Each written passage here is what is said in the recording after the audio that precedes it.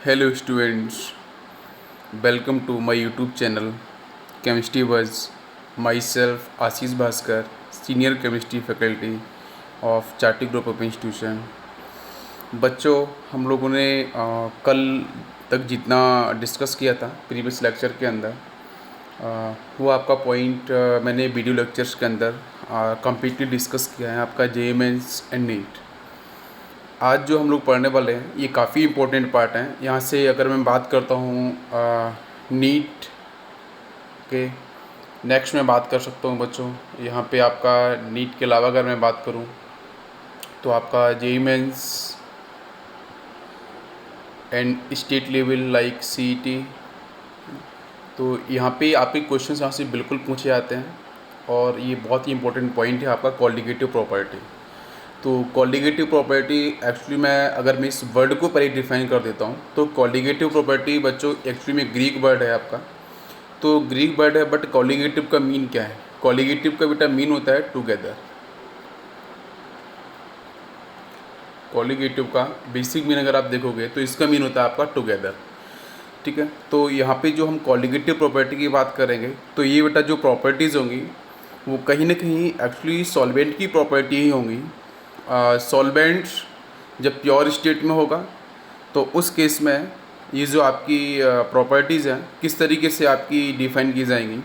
जब उस particular solvent के अंदर प्योर सॉल्वेंट के अंदर जो लिक्विड फेस में होगा, जब मैं उसमें नॉन वोलेटाइल सॉल्यूट या फिर उसको हम ऐसे बोल सकते हैं नॉन इलेक्ट्रोलाइट सॉल्यूट अगर आप ऐड करोगे तो वहाँ पे प्रॉपर्टीज़ किस तरीके से आपकी चेंज होंगी उसके बारे में हम लोग यहाँ पे पढ़ेंगे। ओके, क्लियर है ये? ओके ठीक है, तो हम लोग चलते हैं नेक्स्ट पॉइंट पे।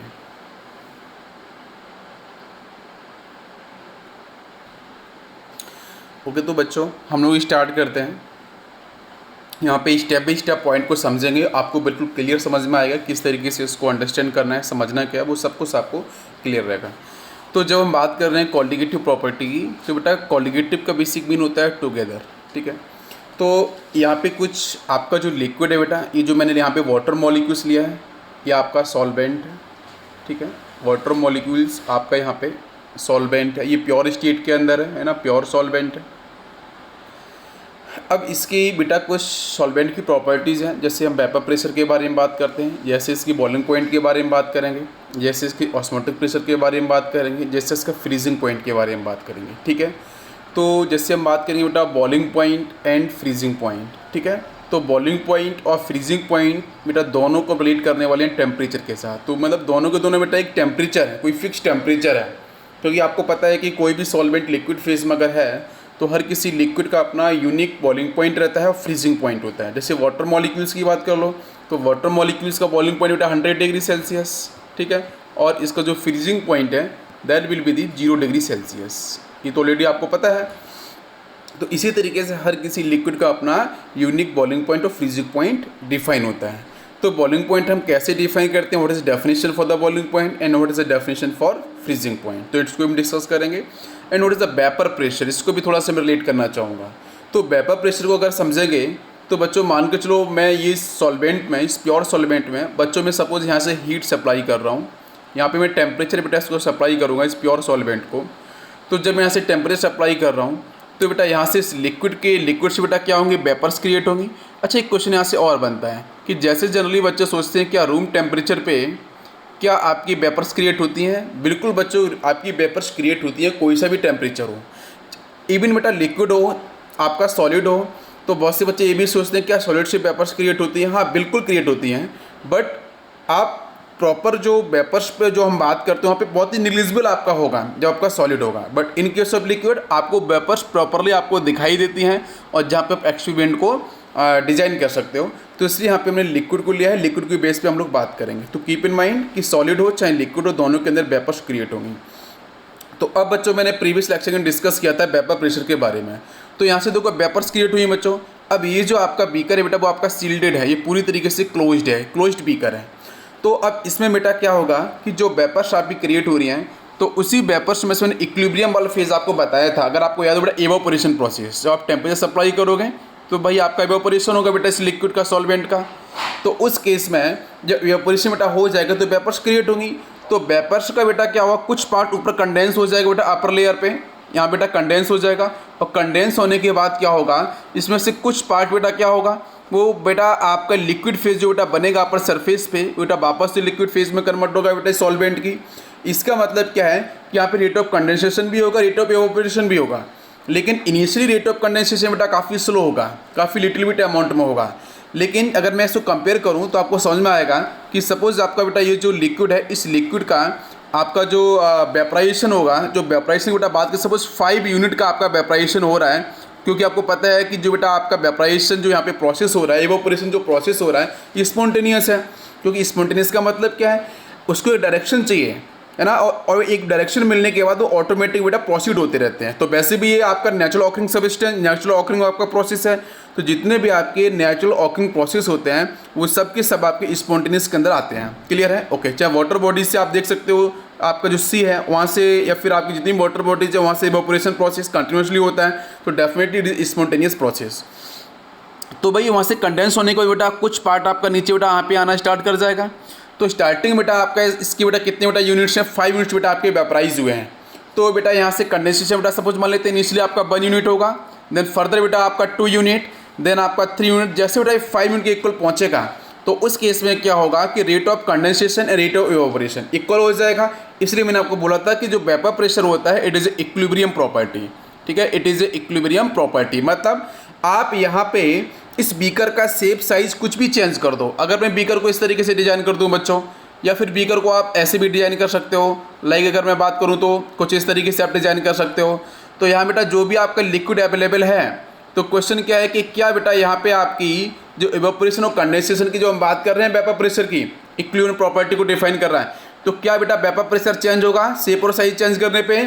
आपके बीकर का बिल्कुल चेंज नहीं होगा। बेटा चेंज सिर्फ क्यों होगा, जब आप टेम्परेचर सप्लाई करोगे, टेम्परेचर की वैल्यू चेंज करोगे। आप टेम्परेचर बेटा जैसे चेंज करोगे तो टेम्परेचर चेंज करते ही आपका जो इक्विलिब्रियम वो आपका डिस्टर्ब हो जाएगा। तो keep in mind, very important, JEE mains के अंदर क्वेश्चन डिस्कस होते हैं। अगर आपका बेटा साइज चेंज होगा बीकर्स का तो बिल्कुल भी आपका इक्विलिब्रियम मतलब जो वेपर प्रेशर है, ये जो प्रॉपर्टी है बेटा ये आपकी सॉल्वेंट की, ये आपकी चेंज नहीं होगी। अगर आप टेम्परेचर चेंज करोगे तो बिल्कुल आपकी अफेक्ट करेगी। वैसे भी एलसी प्रिंसिपल के अंदर हम लोगों ने डिस्कस किया है जितनी भी इक्विलिब्रियम प्रॉपर्टीज होती हैं उनके बारे में। अब बेटा मैंने ये बात कर दी आपको वेपर प्रेशर, मैं सिर्फ आपको रिवीजन दे रहा हूँ, ऑलरेडी हमने डिस्कस भी किया है क्योंकि अब यहाँ पे आने वाला है। नेक्स्ट पढ़ाएगा बेटा ऑस्मोटिक प्रेशर। तो इसके बारे में हम पढ़ेंगे, पहले ऑस्मोसिस, डिफ्यूजन क्या होता है, फिर देन ऑस्मोटिक प्रेशर क्या होता है। तो इस तरीके से हम सारे पॉइंट डिस्कस करने वाले हैं। तो कॉलिगेटिव प्रॉपर्टी में बेटा आपके सामने यहाँ पे जो H2O मॉलिक्यूल है बेटा ये कैसा है, वोलेटाइल सॉल्वेंट है बच्चों, कैसा है, वोलेटाइल सॉल्वेंट है। Clear?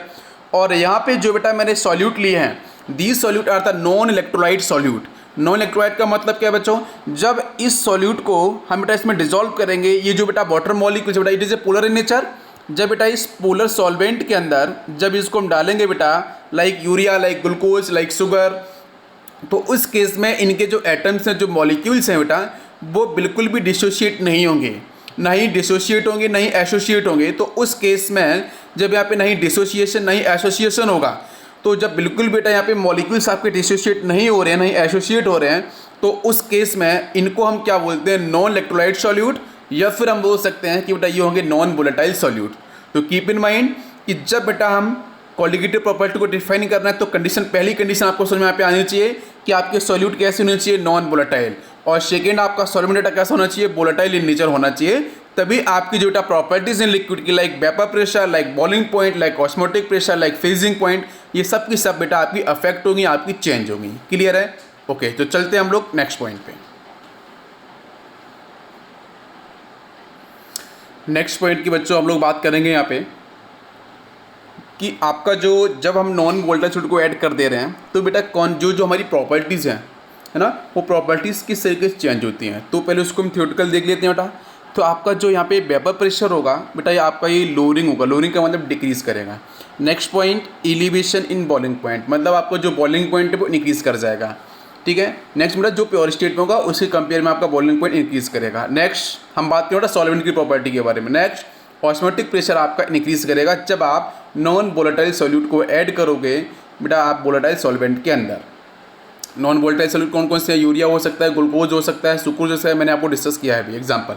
Next one is depression in freezing point, freezing point भी आपका डिक्रीज करेगा। तो ये सब कुछ जो इफेक्ट दिख रहे हैं इन इफेक्ट के पीछे जो थ्योरी वाला पार्ट है, जो कॉन्सेप्ट है, वो मैं डिस्कस करूँगा और सब लोग ध्यान से देखना है इधर। क्लियर है? ओके। कोई डाउट रहता है तो आप बाद में मुझसे डिस्कस कर सकते हो, बिल्कुल टेक्स्ट करके। तो नेक्स्ट बेटा पॉइंट में मैं बात करूँगा कि भाई यहाँ पे जो आपके नॉन वोलेटाइल जो आपके सॉल्यूट थे, नॉन वोलेटाइल जो आपके सॉल्यूट थे यहाँ पे, उसको मैं अगर इस तरीके से डिफाइन कर सकता हूँ, आप देख सकते हो, any solute particles which do not associate to form aggregate. तो इसको बच्चों हम बोल सकते हैं yes it is a particular definition for the non volatile solute. Clear है? Yes it is non volatile solute. अब एक क्वेश्चन यहाँ पे क्या होता है कि कॉलिगेटिव प्रॉपर्टी डिपेंड किस पे करती हैं? तो जो बेटा प्रॉपर्टी जो चेंज हो रही हैं, ये प्रॉपर्टीज किस पे डिपेंड करेंगी? ये प्रॉपर्टी बेटा सिर्फ और सिर्फ डिपेंड करती है नंबर ऑफ पार्टिकल्स पे। किस पे? Number of particles. Number of particles पे बच्चों डिपेंड करेंगी। ये जो आपका नेचर होगा उस पर डिपेंड नहीं करेंगी कि बच्चों यहाँ पे आपका नेचर क्या है सॉल्यूट्स का, या फिर आपका यहाँ पे जो आयंस बने हैं उनका नेचर क्या है, उस पर डिपेंड नहीं करेगा। सिर्फ ये डिपेंड किस पे करेगा? नंबर ऑफ पार्टिकल्स पे। वो सिर्फ बेटा कॉलिगेटिव प्रॉपर्टी सिर्फ किसको देखेगा? वो सिर्फ देखेगा पार्टिकल्स के नंबर कितने हैं, वो नंबर के बेस पे डिसाइड किया जाएगा। तो you have to keep in mind only कि नंबर ऑफ पार्टिकल ही आपके डिसाइड करेंगे कि कॉलिगेटिव प्रॉपर्टी आपकी इंक्रीज कर रही है, डिक्रीज कर रही है, किस तरीके से अफेक्ट हो रही है, अफेक्ट नहीं हो रही है। तो वेरी क्लियर कि नंबर ऑफ पार्टिकल्स पे फोकस करना पड़ेगा। तो इसके लिए देखो ध्यान से, this change depend upon number of solute particles, very very important. Solute particles पे आपका डिपेंड करेगा। और यहाँ पे जो प्रॉपर्टीज़ हैं बेटा, ये प्रॉपर्टीज़ किसकी हैं? These properties are connected with solvent. ये सॉल्वेंट्स की प्रॉपर्टी हैं, लेकिन ये प्रॉपर्टी बेटा किस पे डिपेंड करेंगी? ये डिपेंड करेंगी बेटा आपके सॉल्यूट के नंबर के ऊपर। ये आपको याद रखना है। क्लियर है? Okay, any doubt? Okay, thank you. Okay बच्चों, तो अब मैं यहाँ पे बात करूँगा, एक पॉइंट में और डिस्कस यहाँ पे करने वाला हूँ, काफ़ी इंपॉर्टेंट है। वो पॉइंट क्या होगा बेटा? कॉलिगेटिव प्रॉपर्टी को लेके अगर मैं बात करूँ कि इनफैक्ट नंबर ऑफ पार्टिकल्स, मैं यहाँ पे लिखूँगा इनफैक्ट नंबर ऑफ पार्टिकल्स, ठीक है? In fact number of particles of solute, in fact number of particles of solute.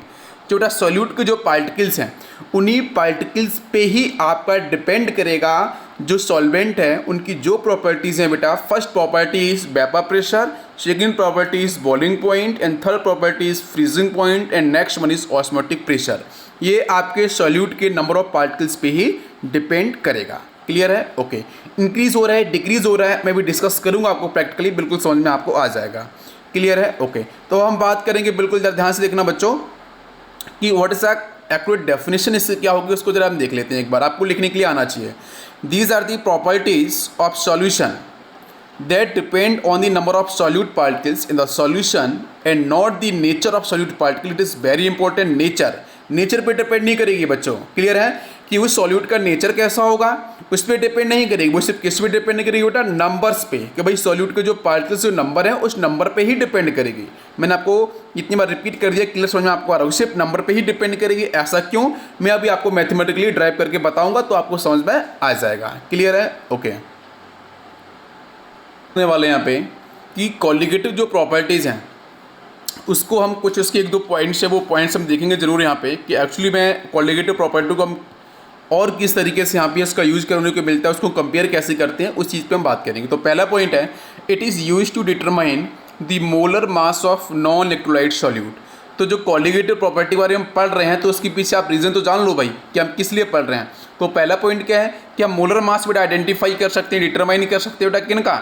Non electrolyte solutes का। जो मैंने आपको डिस्कस किए थे बेटा, ग्लूकोज, यूरिया, इस तरीके से उनका आप इजीली आप मोलर मास को आइडेंटिफाई कर सकते हो।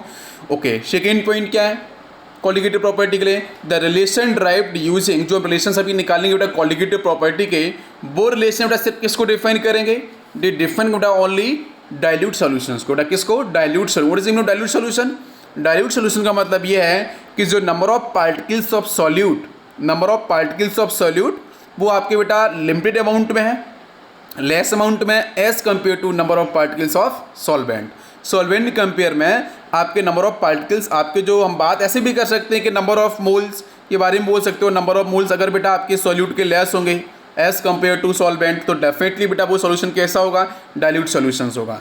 तो बिल्कुल कॉलिगेटिव प्रॉपर्टी की बेटा जो भी यहाँ पे रिलेशंस आने वाले हैं वो बेटर आपके डिफाइन करते हैं डाइल्यूट सॉल्यूशन की प्रॉपर्टीज़ को। क्लियर बच्चों? Next point, dilute solutions means concentration less than और इक्वल टू 0.2 कैपिटल एम। ये आपका एक रेफरेंस है, इसको आपको याद रखना है कि 0.2 आपका जो मोलरिटी है ना, उससे कम या फिर उसके इक्वल अगर आपका जिस भी सोल्यूशन कॉन्सेंट्रेशन होगा इन टर्म्स ऑफ मोलरिटी, तो उसको बेटा हम लोग क्या बोलेंगे कि आपका वो डाइल्यूट सॉल्यूशन होगा। क्लियर है? ओके बच्चों, फर्स्ट प्रॉपर्टी आपकी है that is the lowering of vapour pressure. तो आपकी पहली प्रॉपर्टी है, इसको हम लोग अच्छे से देखेंगे और फोकस करेंगे। क्लियर है? इस प्रॉपर्टी को समझने के लिए मैं यहाँ पे एक्सपेरिमेंटल कॉन्सेप्ट यूज़ करूँगा और आपको बताऊँगा। जरा ध्यान से देखना बेटा। यहाँ पे देखो, पहले वर्ड का मीन देखते हैं, lowering of vapour pressure. Lowering का मतलब बेटा बच्चों क्या है, डिक्रीज होना। ठीक है, वेपर प्रेशर कहीं ना कहीं आपका जो होगा वो डिक्रीज कर रहा है। ठीक है, तो वेपर प्रेशर डिक्रीज कैसे करेगा, उसका एक्चुअली मीन क्या है वो मैं आपको बताऊँगा। ध्यान से देखना। जैसे बच्चे मान के चलो, मैंने एक बीकर के अंदर बेटा क्या लिया है, प्योर सॉल्वेंट लिया है। बिल्कुल सही है बेटा, प्योर सॉल्वेंट है। यहाँ पे बेटा ऐसे टेम्परेचर मिलेगा, तो इस प्योर सॉल्वेंट से आपके मैक्सिमम वेपर्स बेटा क्रिएट होंगी। जब यहाँ से मैक्सिमम वेपर्स क्रिएट होंगी तो बेटा उसको हम क्या बोल सकते हैं कि भाई अगर ये फर्स्ट बीकर है तो उसको हम बात कर सकते हैं बेटा, it is A P1 not, कि भाई इस प्योर सॉल्वेंट के पास जो बेटा वेपर प्रेशर होगा उसको हम लोग क्या बोल सकते हैं, P1 नॉट, और मैक्सिमम वेपर्स बेटा क्रिएट होंगी, कोई दिक्कत नहीं है। इसके बाद जब इस बीकर बेटा मैंने ऐड किया है नॉन वोलेटाइल सॉल्यूट को, तो भाई नॉन वोलेटाइल बेटा सॉल्यूट जैसे ऐड किया जाएगा, तो मैंने पहले डिस्कस किया था कि भाई नॉन वोलेटाइल सॉल्यूट बेटा उसके जो पार्ट्स होंगे बेटा, उसके जो एटम्स होंगे वो बेटा कुछ पार्ट तो बेटा ऊपर आपके यहाँ पे इसके सरफेस बेटा एक्यूमुलेट हो जाएंगे और कुछ पार्ट बेटा आपके नीचे भी शिफ्ट हो जाएंगे। तो मतलब क्या है कि भाई इस अपर लेयर पे बेटा इकट्ठे हो जा रहे हैं, तो आप यहाँ बेटा टेम्परेचर अप्लाई कर रहे हो, तो इस केस में कहीं ना कहीं जो सरफेस एरिया होगा बेटा, किसका सरफेस एरिया, जो आपका परसेंटेज सरफेस एरिया बेटा जो सॉल्वेंट का होगा वो कहीं ना कहीं बेटा क्या होगा, वो आपका डिक्रीज कर जाएगा। तो परसेंटेज सरफेस एरिया, जो आपका सरफेस एरिया होगा वो आपका डिक्रीज करेगा बेटा बच्चों किसका, सॉल्वेंट का। अब भाई जब वो डिक्रीज कर चुका है तो उस केस में जो रेट ऑफ इवापोरेशन होगा, कि भाई जो रेट ऑफ इवापोरेशन बेटा सॉल्वेंट का उसकी बात कर रहे हैं बच्चों, द रेट ऑफ इवापोरेशन होगा तो कहीं ना कहीं बेटा उसकी वैल्यू डिक्रीज करेगी। अब रेट ऑफ इवापोरेशन आपका डिक्रीज कर गया तो वेपर प्रेशर भी आपका डिक्रीज करेगा। So that's why vapour pressure भी आपका डिक्रीज कर जाएगा। और वेपर प्रेशर बेटा आपका डिक्रीज जब कर चुका है तो मुझे बताओ यहाँ पे कि इस सॉल्यूशन स्टेट के अंदर बेटा उसका जो वेपर प्रेशर है वो कहीं ना कहीं प्योर स्टेट जो बेटा सॉल्वेंट था उससे तो कम आएगा। तो इसको बेटा मान लेते हैं सपोज आपका ये PS सॉल्यूशन का वेपर प्रेशर। तो आपको पता चला होगा कि प्योर स्टेट के अंदर जब बेटा सॉल्वेंट था तो वहाँ वेपर प्रेशर बेटा मैक्सिमम क्यों था, क्योंकि भाई वहाँ पे कोई भी नॉन वोलेटाइल सॉल्यूट नहीं थे, और भाई इसके जो अपर सरफेस है, सरफेस पे कोई भी आपका नॉन वोलेटाइल सॉल्यूट प्रेजेंट नहीं था, तो इजी बेटा मैक्सिमम वेपर्स आपके बन रहे थे। लेकिन जैसे आपने नॉन वोलेटाइल सॉल्यूट को ऐड किया तो करते ही बेटा इसके सरफेस बेटा ये इकट्ठे हो गए, तो उस केस में आपको जो बेटा सॉल्वेंट के एटम्स मॉलिक्यूल्स हैं बेटा वो ईजिली आपके इवोपरेट नहीं हो पाए, उनको बेटा एस्केप की टेंडेंसी उनकी कहीं ना कहीं कम हो गई। तो उस केस में आपका जो rate of evaporation of solution होगा बेटा वो लेस हो जाएगा rate of evaporation of pure solvent से। क्लियर है? ओके। तो पहला मैं पॉइंट बताऊंगा कि ऐसा क्यों हुआ। तो व्हाट इज द रीज़न?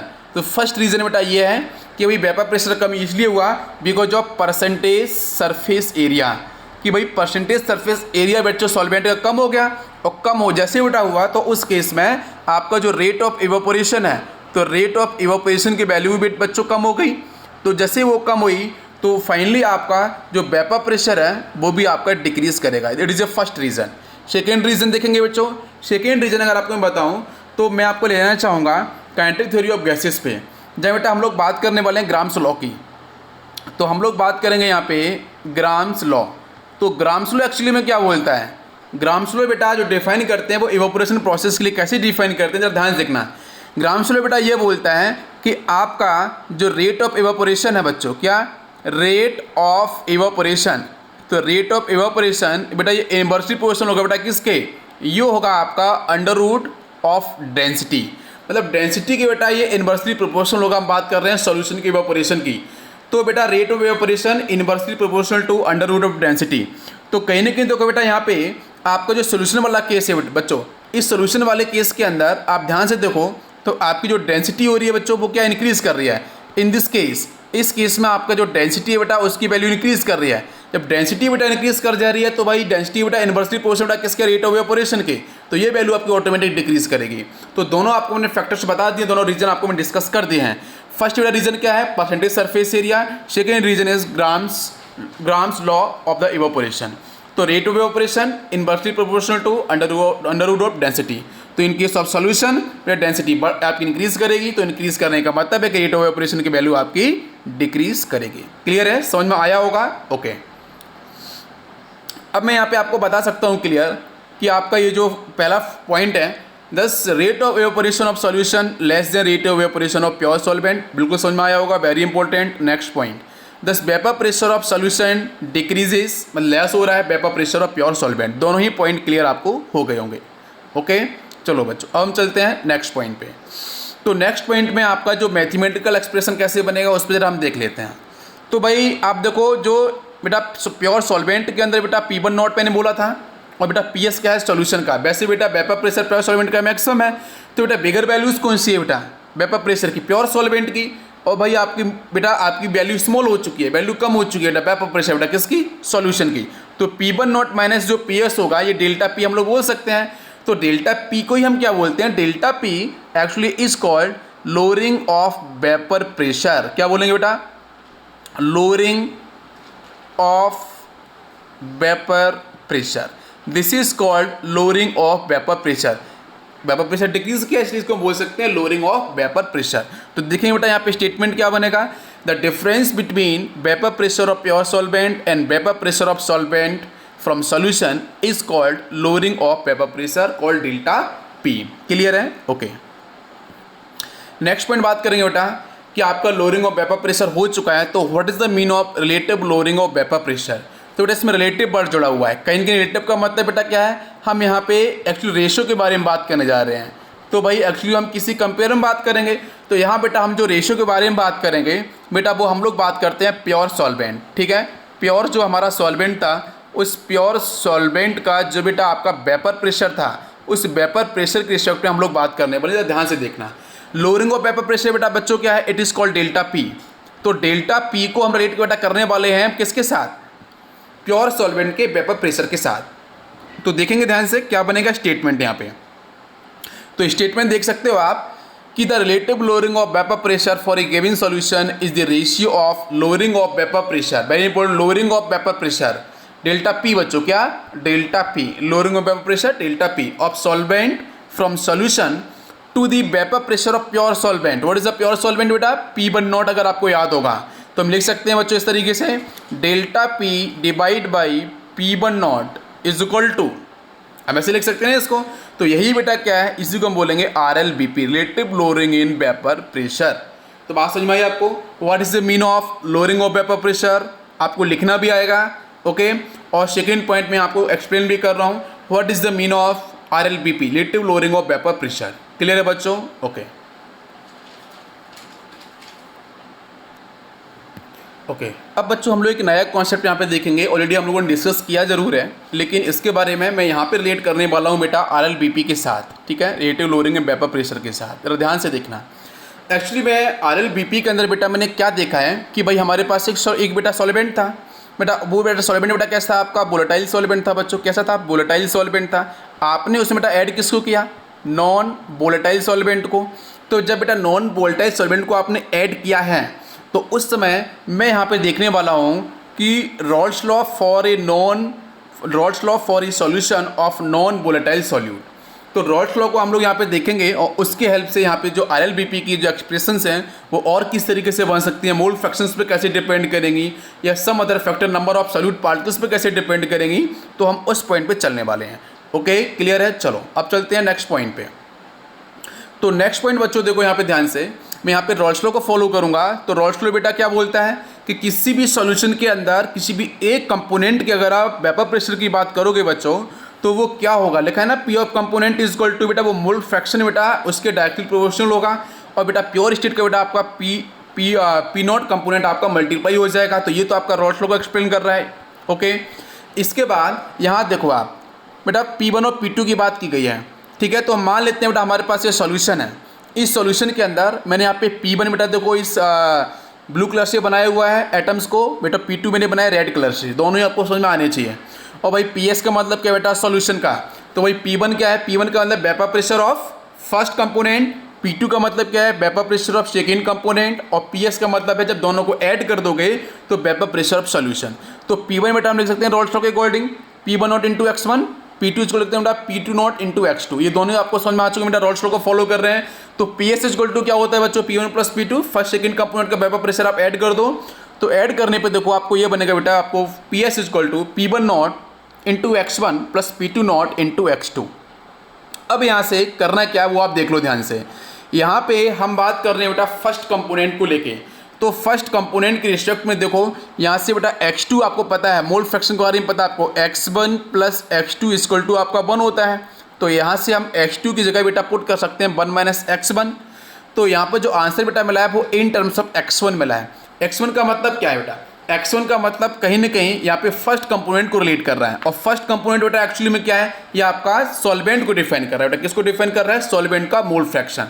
क्योंकि आपको जो ब्लू कलर से मैंने बनाया है ये बेटा आपका सॉल्वेंट पार्टिकल्स है। क्लियर है, ओके। तो ये फर्स्ट आपका रिलेशन बन गया है, ये आपको याद रखना पड़ेगा। नेक्स्ट पॉइंट पे चलते हैं, रॉल्स लॉ को और बेटर वे में समझने के लिए। भाई वोलेटाइल कंपोनेंट है बच्चों, तो उस केस में आपको मैंने बोला है बेटा फर्स्ट आपका सॉल्वेंट। नॉन वोलेटाइल बेटा मैंने ऑलरेडी आपको बोला है बेटा सॉल्यूट। जब बेटा सॉल्यूट है तो भाई सॉल्यूट का वेपर प्रेशर कितना होगा बेटा, 0, because it is non volatile in nature. तो देखो बेटा रिजल्टेंट आपका PS इक्वल टू आपका डेवलप हुआ था, जिस केस में बेटा P2 नॉट की वैल्यू कितनी बेटा 0 हो जाएगी। तो बेटा रिजल्टेंट क्या मिला आपको, PS equal to P1 naught bracket के अंदर आपका x1। What is the mean of x1, x1 बेटा डिफाइन कर रहा है mole fraction of solvent. Yes, it is the mole fraction of solvent. क्योंकि फर्स्ट कंपोनेंट को मैंने बेटा क्या लिया है, solvent, it is volatile in nature. इसका मतलब ये हो गया कि जब आप, सुनना ध्यान से, जब आप non volatile solute plus volatile solvent को ऐड जब भी करोगे तो जो वेपर प्रेशर बेटा आपके सॉल्यूशन का होगा, जो वेपर प्रेशर सॉल्यूशन का होगा बेटा, वो सिर्फ डिपेंड करेगा किस पे, वो सिर्फ डिपेंड करेगा जो आपका वोलेटाइल नेचर का जो कंपोनेंट होगा। और यहाँ बेटा वोलेटाइल नेचर कंपोनेंट कौन सा है, सॉल्वेंट। तो सिर्फ सॉल्वेंट पे आपका डिपेंड करेगा। क्लियर है, ओके। तो इस पर भी क्वेश्चन बन सकते हैं, आपको समझ में आ गया होगा। अब हम चलते हैं बेटा नेक्स्ट पॉइंट पे। तो नेक्स्ट पॉइंट यहाँ पे देखेंगे कि भैया आपका PS इक्वल टू आ चुका है आपका P1 इंटू x1। इसको बेटा कैसे लिखेंगे उसको भी आप देख लो। Hence vapour pressure of a solution of non volatile solute is the product of vapour pressure of that pure solvent and mole fraction of solvent. तो आप लिख भी सकते हो इस तरीके से, और बाकी आपको मैंने मैथमेटिकली बता भी दिया है, क्लियर होगा बच्चों। Okay, yes. अब बच्चों हम आपको लेके चलने वाले हैं एक ऐसे पॉइंट पे जहाँ पे, जिस पॉइंट पे आपको मोल फ्रैक्शन ऑफ सॉल्यूट बेटा रिलेट करेगा डेल्टा P को। तो बच्चों आपको पता है डेल्टा P क्या था, डेल्टा P बेटा एक्चुअली में आपका डिफरेंस था। ठीक है, वो डिफरेंस डेल्टा P क्या था कि भाई हम लिख सकते हैं P1 नॉट प्योर स्टेट का बेटा वेपर प्रेशर सॉल्वेंट का जो बेटा वोलेटाइल था, माइनस बेटा सॉल्यूशन का वेपर प्रेशर जब आपने वोलेटाइल सॉल्यूट को आपने ऐड कर दिया था। ठीक है, इसको बोलते हैं लोअरिंग इन वेपर प्रेशर। तो लोअरिंग इन वेपर प्रेशर को हम कैसे कनेक्ट करते हैं, नंबर ऑफ सॉल्यूट पार्टिकल्स के साथ। ठीक है, तो मोल फ्रैक्शन लेके आने वाले हैं। तो बच्चों PS इक्वल टू मैंने अभी निकाला था रॉल्स लॉ से, बिल्कुल क्लियर है। तो आपका डेल्टा P क्या होता है, P1 नॉट माइनस PS। अपन बेटा PS के लिए यहाँ से निकालेंगे, यहाँ पे सीधा पुट करेंगे। तो देखो क्या बना, P1 naught minus P1 naught into x1 बनेगा। अब यहाँ से आप P1 नॉट कॉमन ले सकते हो, तो बेटा बनेगा आपका 1 माइनस x1, और 1 माइनस x1 बेटा आपको पता है x1 plus x2 equal to बच्चों कितना होता है 1। तो यहाँ से आप निकाल सकते हो बच्चों x2 की वैल्यू, आप यहाँ से x1 की वैल्यू निकाल सकते हो बेटा, कितना आएगा 1 माइनस x2 हो जाएगा। तो बेटा उस वैल्यू को आप पुट करोगे तो यहाँ से आपका बेटा 1 से 1 कैंसिल हो जाएगा, सिर्फ क्या बचेगा P1 नॉट इंटू x2। तो इसका मतलब जो डेल्टा P है बेटा वो किस पे डिपेंड किया है, डेल्टा P आपका डिपेंड किया है आपके मोल फ्रैक्शन ऑफ सॉल्यूट पे। क्लियर बच्चों, मोल फ्रैक्शन ऑफ सॉल्यूट पे डिपेंड किया है। अब इस मोल फ्रैक्शन ऑफ सॉल्यूट को बच्चों मैं ऐसे लिख सकता हूँ, ध्यान से देखो, x2 इक्वल टू बेटा मैं लिख सकता हूँ small n divide by small n plus capital N। Small n बेटा मैंने किसके लिए बेटा यूज किया है, सॉल्यूट के मोल्स के लिए, और कैपिटल N मैंने यूज किया है आपके number of moles of solvent. Clear है, उसके लिए मैंने इसको यूज किया है। तो आपको मैंने यहाँ पे ड्राइव करके बता दिया है कि सॉल्यूट के पार्टिकल्स पे किस तरीके से आपका डिपेंड किया है आपका डेल्टा P। डेल्टा P क्या है, lowering in vapour pressure. Clear है बच्चों, ओके। इसके बाद अब मैं यहाँ से बात करूँगा कुछ थ्योरी के बारे में, तो थ्योरी पार्ट हम देख लेंगे। अभी मैंने आपको ड्राइव करके यहाँ तक डिस्कस कर दिया है, इसको आप ऐसे ले सकते हो delta P divide by P1 naught is equal to x2। ऐसा क्यों हम ले सकते हो? क्योंकि delta P divide by P1 naught बच्चों अगर आपको याद होगा तो delta P divide by P1 naught होता क्या है? ये होता है आपका RLBP, याद होगा आपको, रिलेटिव लोअरिंग वेपर प्रेशर। तो RLBP बेटा डायरेक्टली प्रोपोर्शनल बेटा इक्वल किसके हो गया? ये हो गया आपका मोल फ्रैक्शन ऑफ सॉल्यूट के। क्लियर है? तो थ्योरी वाला पॉइंट आपको देख लिया है। So lowering of vapour pressure depends on, बेटा किस पे डिपेंड करेगा? पहला point nature of pure solvent and second point is concentration of solute in mole fraction. मैंने ट्राई करके आपको बता दिया है। Hence lowering of vapour pressure is a colligative property, yes, because it depends upon the concentration of non volatile solute. Clear है? समझ में आपको आया होगा। अब चलते बेटा एक्चुअली बेटा और कॉन्सेंट्रेशन मोल फ्रैक्शन है, तो mole fraction is a concentration term, इसलिए यहाँ पे कॉन्सेंट्रेशन आपका वर्ड यूज किया गया है। क्लियर है? ओके। अब हम बात करने वाले हैं ग्राफ के रिस्पेक्ट में। ठीक है, तो ग्राफ अपन जरा बना लेते हैं, एक बार इसको भी देख लेते हैं। तो कोई भी ऐसे हम चीज़ स्किप नहीं करेंगे, बाकी आपको सब कुछ चीज़ समझ में आनी चाहिए। लेक्चर बड़ा हो सकता है बट चीज़ें क्लियर आपको समझ में आनी चाहिए, कोई भी पॉइंट स्किप नहीं होना चाहिए। तो भाई Rawls law for solution of non volatile solute. ठीक है, तो इसमें बेटा मैंने PS निकाला था, PS is equal to P1 naught into x1। इसको अपन लिख सकते हैं इस तरीके से, PS divide by P1 naught is equal to x1। लिख सकते हो आप इस तरीके से, है ना, कोई दिक्कत नहीं होनी चाहिए।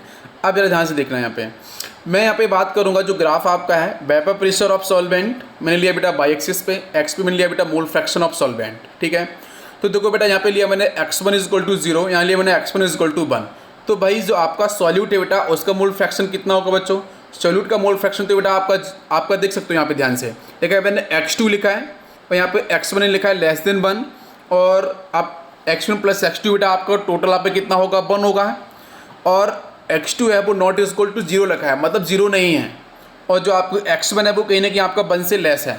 हम बात कर रहे हैं सॉल्यूट और सॉल्वेंट के मोल फ्रैक्शंस की। तो आपका जो रिजल्टेंट हम वेपर प्रेशर की बात कर रहे हैं तो P1 नॉट इंटू x1 ये बेटा लेस देन आपका रहेगा P1 नॉट से, ये आपको क्लियर होना चाहिए क्योंकि सॉल्यूशन को लेके भी बात कर रहे हैं। तो यहाँ से आपका ग्राफ बेटा क्या होगा? मैक्सिमम आपका 1 पॉइंट तक आपका शिफ्ट करेगा, एक ही साइड बेटा क्यों शिफ्ट करेगा? बिकॉज यहाँ पे सिर्फ जो आपके मोल फ्रैक्शन ऑफ सॉल्वेंट्स हैं वही डिफाइन किए जाएंगे। क्यों? क्योंकि आपका सॉल्वेंट ही तो वो आपका वोलेटाइल नेचर है। अरे भाई सॉल्यूट तो नॉन वोलेटाइल है ना, तो उसकी साइड आपका कोई भी ग्राफ रिप्रेजेंट नहीं किया जाएगा। इसके बाद अब मैं बात करूंगा यहाँ पे कि भाई आपका डिक्रीज कैसे हुआ है, वेपर प्रेशर डिक्रीज कैसे हुआ है। तो आप देख सकते हो रिजल्टेंट क्या है? PS less than, what is the meaning of PS? PS बेटा शामिल कर रॉल्स लॉ से P1 naught into x1 less than आपका लगा है P1 नॉट। तो PS बेटा जो आपका सोल्यूशन का जो वेपर प्रेशर होगा उसकी वैल्यू आपकी प्योर सॉल्वेंट से बेटा, प्योर सॉल्वेंट की बेटा वैल्यू क्या है? P1 नॉट, उससे तो कम ही है, मैंने अभी आपको ड्राइव किया था। तो आप ग्राफ इस तरीके से आप बेटा डिजाइन कर सकते हो। ये ग्राफ इस तरीके से मैंने लिया हुआ है, जहाँ पे मैंने लिया मोल फ्रैक्शन ऑफ सॉल्वेंट। सिर्फ सॉल्वेंट के मोल फ्रैक्शन क्यों लिए मैं फिर से रिपीट कर रहा हूँ? Because it is volatile in nature. Non volatile वाला बेटा जो होगा उसके आपको मोल फ्रैक्शन मिलेंगे ही नहीं, तो उसके डिफाइन ही नहीं करना है आपको। तो देखो ध्यान से, तो भाई आपका जब ये सॉल्वेंट बेटा प्योर स्टेट में था तो उस समय इसका जो वेपर प्रेशर था बच्चों वो ध्यान से देखना, वो कुछ इस तरीके से मूव किया था। मगर बात करूँ यहाँ से डैश डैश कुछ मैक्सिमम पॉइंट बेटा ये होगा, है ना, ये आपका P1 नॉट, ये आपका P1 नॉट डिफाइन किया है। उसके बाद क्या होगा कि जब बेटा इसमें मैंने प्योर सॉल्वेंट में मैंने नॉन वोलेटाइल सॉल्यूट को मैंने ऐड कर दिया, तो ऐड करते ही क्या हुआ? आपका वेपर प्रेशर डिक्रीज हुआ। तो डिक्रीज होने का मतलब बेटा ये PS का है बेटा सॉल्यूशन का वेपर प्रेशर है, ये देख सकते हो कुछ इस तरीके से आपका शिफ्ट हो चुका है। कहीं ना कहीं बेटा 1 से तो आपका नीचे आएगा ना मोल फ्रैक्शन, तो बेटा इस तरीके से आपका ये डिक्रीज किया। तो ये आपका ग्राफ 1 क्या है? लोअरिंग इन वेपर प्रेशर को लेके। तो इससे भी आप अंडरस्टैंड कर सकते हो मोल fraction of solvent and vapour pressure of solvent को लेके। क्लियर है? ओके। इसके बाद मैं बच्चों बात करूंगा, काफ़ी इंपॉर्टेंट है, relation between molar mass of solute and relative lowering of vapour pressure. हम मोलर मास ऑफ सॉल्यूट की बात करेंगे, उसको कैसे रिलेट करेंगे जरा सब लोग ध्यान से देखेंगे। तो इसके अंदर मैं सिर्फ क्या करने वाला हूँ कि जो बेसिक फॉर्मूला है उसके अंदर जो अब बेटा आपके मोल्स आ चुके हैं, तो मोल्स जब आ जाएंगे तो बेटा वहाँ पे आप कौन कौन से टर्म आ सकते हैं? पहला बेटा टर्म आ सकता है वेट आ सकता है, आपको पता है बेटा मोल्स का formula weight divide by molecular mass या फिर आपका एटॉमिक मास। अगर बेटा सेकंड क्या आवश्यकता बेटा वॉल्यूम होगा तो आपका STP पे BL divide by 22.4, otherwise PV is equal to NRT को फॉलो करो आप। नेक्स्ट अगर बेटा यहाँ पे आपका नंबर से बेटा गिवन है तो N divide by NA Avogadro number. तो कहीं ना कहीं ये टर्म आपके यहाँ पे डिफाइन होने वाले हैं, तो बिल्कुल मैं इसको मॉडिफाई करूँगा बेटा वेट ऑफ सॉल्यूट को लेके। तो जरा ध्यान से देखना। तो बच्चों इसको डेल्टा P को अपन लिख सकते हैं इस तरीके से P1 naught minus PS divide by P1 naught, yes, is equal to x2। x2 को बेटा हम कैसे, वो देखो x2 को बेटा हम लिख सकते हैं n2 divide by n1 plus n2। ये आपको मोल फ्रैक्शन को डिस्कस किया था मैंने फॉर्मूला, सिर्फ उसको मैंने यहाँ पे एक्सपांड कर दिया है। भाई n1 बेटा क्या होगा, W1 weight divide by molecular weight, moles का बेसिक फॉर्मूला है। n2 क्या होगा, W2 divide by molecular weight of second. तो यहाँ से आप इसको सीधा पुट करोगे तो ये आपका रिलेशन यहाँ से बन जाएगा। लेकिन क्वेश्चन और इसमें क्या होगा कि मैंने बताया था कि बेटा ये जो आपका रॉल्स लॉ की हम बात कर रहे हैं या फिर RLBP की बात करें, तो वहाँ पे मैंने बताया था it is only defined for dilute solution. तो डाइल्यूट का मतलब क्या बेटा, सिर्फ और सिर्फ सॉल्वेंट के मोल्स मैक्सिमम होंगे। अरे भाई सॉल्यूट बेटा डाइल्यूट है ना, तो सॉल्वेंट मैक्सिमम होगा, सॉल्यूट कम से कम होगा। और वैसे भी सॉल्यूट के जो बेटा पार्टिकल्स का साइज होता है वो बिगर साइज होता है। अगर आपको मैं भी बता देता हूँ यहाँ पे, सॉल्यूट के पार्टिकल साइज बिगर होता है एज कम्पेयर टू सॉल्वेंट के पार्टिकल के साइज के। लेकिन यहाँ पे बेटा सॉल्यूट के लिए, बेटा डाइल्यूट सोल्यूशन के लिए क्या होगा भाई, आपका जो नंबर ऑफ मोल्स की मैं बात कर रहा हूँ, किसकी मैं बात कर रहा हूँ बेटा, डाइल्यूट सोल्यूशन के लिए। तो उस केस में सॉल्वेंट के नंबर ऑफ मोल्स क्या होंगे, maximum as compare to solute. तो बेटा इसमें हम n2 को बेटा क्या करेंगे, निगलेक्ट कर देंगे। तो भाई निगलेक्ट करेंगे तो रिलेशन कुछ आपका इस तरीके से चलोगे बेटा। देखो ध्यान से, यहाँ से आपका n1 प्लस n2 क्या बन जाएगा बेटा, सिर्फ आपका n1 डिफाइन किया जाएगा। तो रिलेशन बना आपका P1 naught minus PS divide by P1 naught is equal to n2 by n1। अब यहाँ से बेटा फॉर्मूला जो बना है उसको आप यहाँ सीधा पुट करो, तो ये आपका बना बेटा रिजल्टेंट, क्योंकि आपको दिक्कत नहीं होनी चाहिए। तो एक क्वेश्चन यहाँ पे क्या होता है, क्वेश्चन ये होता है क्या relative lowering in vapour pressure number of solute particles पे डिपेंड करता है। तो आपको बोलना चाहिए हाँ। क्यों बेटा डिपेंड करता है, जरा ध्यान से देख लेना। बहुत से बच्चे यहाँ तक फोकस कर लेते हैं कि सर ऊपर तो n2 है, n2 का मतलब आप बोलोगे कि सर यहाँ तो यह सॉल्यूट के आपके नंबर ऑफ मोल्स है, नीचे n1 प्लस n2 है। तो भाई यहाँ पे एडिशन दिख रहा है। बच्चों यहाँ पे डाइल्यूट सोल्यूशन के लिए डिफाइन होता है। तो फॉर द डाइल्यूट सोल्यूशन आपका n1 प्लस n2 में से बेटा आपकी n1 की वैल्यू अधिक होगी एज कम्पेयर टू n2। तो उस केस में n2 आप करोगे बेटा नेग्लेक्ट। तो भाई यहाँ से क्या बनेगा, सिर्फ आपका बनेगा n2 डिवाइड बाई n1। तो n2 क्या है, n2 तो बेटा नंबर ऑफ सॉल्यूट आपके पार्टिकल्स हैं, मोल्स हैं। तो कहीं ना कहीं बेटा आपका डिपेंड किया है, यहाँ पे डायरेक्टली प्रोपोर्शनल हो गया बेटा n2 पे। n2 आपके ऊपर आ रहा है, यस, तो ये भी आपका डिपेंड किया है। क्लियर है, ओके। अब हम बात करने जा रहे हैं boiling point and elevation of boiling point. तो भाई what is the meaning of boiling point, ये बॉइलिंग पॉइंट क्या होता है, फिर एलिवेशन ऑफ बॉइलिंग पॉइंट मतलब इंक्रीज कर रहा है, ठीक है, बॉइलिंग पॉइंट इंक्रीज कर रहा है। तो इसके बारे में हम बात करेंगे बेटा, हम बात कर रहे हैं सॉल्वेंट्स की प्रॉपर्टी के बारे में, क्वालिटेटिव प्रॉपर्टी के बारे में। तो ज़रा ध्यान से देखते हैं। तो बेटा पहले ही हम बात यहाँ पे पढ़ने वाले हैं कि भाई बॉइलिंग पॉइंट की एक्चुअली में डेफिनेशन क्या होती है। तो बॉइलिंग पॉइंट डेफिनेशन है कि boiling point is defined as the temperature, very important is the temperature at which vapour pressure of liquid becomes equal to atmospheric pressure. Atmospheric pressure का मतलब बेटा हम बोलेंगे यहाँ पे 1 atm, ठीक है, तो 1 atm यहाँ पे लिख देते हैं। अभी मैं इसको ग्राफ के रिसेप्ट आपको बताऊंगा। नेक्स्ट आपका boiling point increase with increase in external pressure. External pressure की प्रेजेंस में आपका बॉइलिंग पॉइंट भी इंक्रीज करता है। वो कैसे करता है वो भी आपको मैं ग्राफ के आपके रिस्पेक्ट में आपको बताऊंगा, जब ध्यान से देखना। फर्स्ट बेटा हमारे पास क्या था, एक प्योर सॉल्वेंट था। इसके अंदर बेटा मैंने क्या ऐड किया, नॉन वोलेटाइल मैंने सोल्यूट को ऐड कर दिया था, ठीक है, यही कोई सीन था आपका। अब यहाँ पे आपका मैंने इधर बेटा पहले मैं बताऊंगा बॉइलिंग पॉइंट के बारे में, सुना ध्यान से। अब भाई यहाँ से आपका ये वेपर प्रेशर लिया मैंने बेटा, यहाँ पे लिया मैंने टेम्परेचर। तो कोई भी लिक्विड हो, मैं किसी भी लिक्विड की बात करूँ तो बेटा यहाँ पे एटमॉस्फेरिक प्रेशर को हम लिख सकते हैं यहाँ पे 1 atm। Suppose this is a 1 atm, this is a 1 atm। तो जब आप ध्यान सुनना, मैं क्या बता रहा हूँ ध्यान सुनना, जब किसी लिक्विड को या सॉल्वेंट को आप बॉईल करते हो, तो बॉईल करने का मतलब बेटा यहाँ पे आप टेम्परेचर सप्लाई करोगे। तो जब उसको आप बॉईल करोगे तो बॉईल करने पे बेटा वहाँ पे वेपर्स क्रिएट होंगी, और वेपर्स बेटा करेंगे तो बेटा वेपर प्रेशर भी आपका जनरेट होगा। तो जब बेटा उस वेपर प्रेशर की वैल्यू, उस लिक्विड के वेपर प्रेशर की वैल्यू जब बेटा इक्वल हो जाती है एटमॉस्फेरिक प्रेशर से, मतलब दैट इज अ 1 atm। तो बेटा ये आपका जो पॉइंट है it is defined for 1 atm। जैसे बेटा 1 atm के लाइन को बेटा जैसे ये कर्व बेटा कट करेगा, सॉल्वेंट का कर्व कट करेगा, तो मतलब इस टेम्परेचर को बेटा हम यहाँ से मीट करा देंगे बेटा किसको, टेम्परेचर का जो आपका मिल गया है बेटा एक्स एक्सिस पे।